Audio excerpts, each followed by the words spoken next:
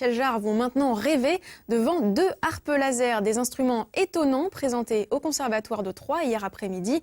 C'était dans le cadre de la Semaine du Son. Sur place, un gendarme compositeur autodidacte et ceux qui ont fabriqué ces 2 harpes, un ingénieur parisien et un professeur troyen. Un mélange entre électronique et musique, visuel et son, sous les yeux des spectateurs curieux et charmés. Ambiance avec Adeline Bantuel. Ces harpes laser coûtent près de 1 000 €.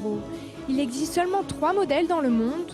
Mercredi, 2 d'entre eux ont été présentés à l'occasion de la Semaine du Son au sein du Conservatoire de Troyes. La Semaine du Son est une semaine finalement organisée au niveau national.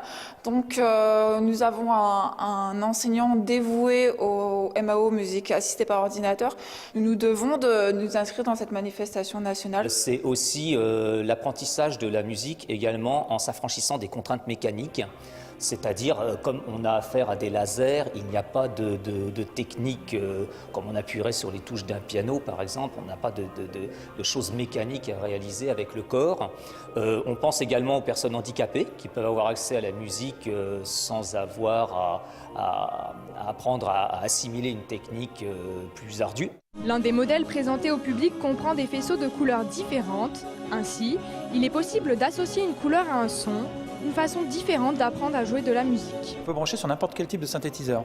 Donc autant que ça peut déclencher une note de piano, vous pouvez déclencher un son d'orgue, mais vous pouvez aussi déclencher une batterie, une cymbale, enfin n'importe quel son, même électronique, et dont des enchaînements de sons qui sont utilisés dans les échantillonneurs.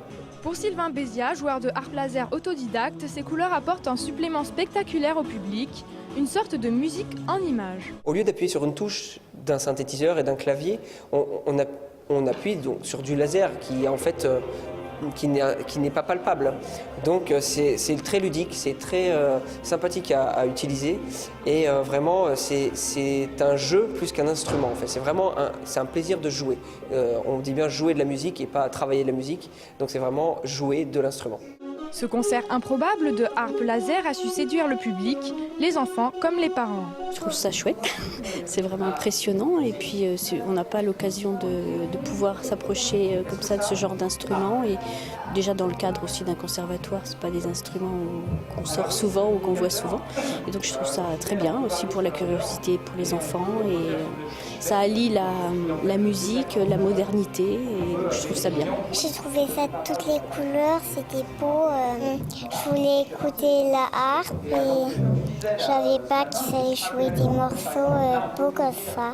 Au Conservatoire de Troyes, un cours est dédié à la musique assistée par ordinateur. Pour les cours de harpe laser, il faudra encore patienter un peu.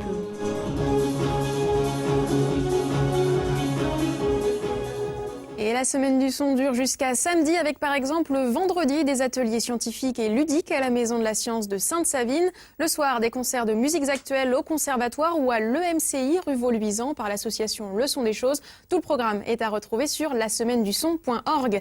C'est la fin de ce journal. Tout de suite, la météo préparée par Cécile Rich. Il faut s'attendre à du froid vendredi entre -5 et -1 degré. Un point positif, on aura quelques éclaircies l'après-midi.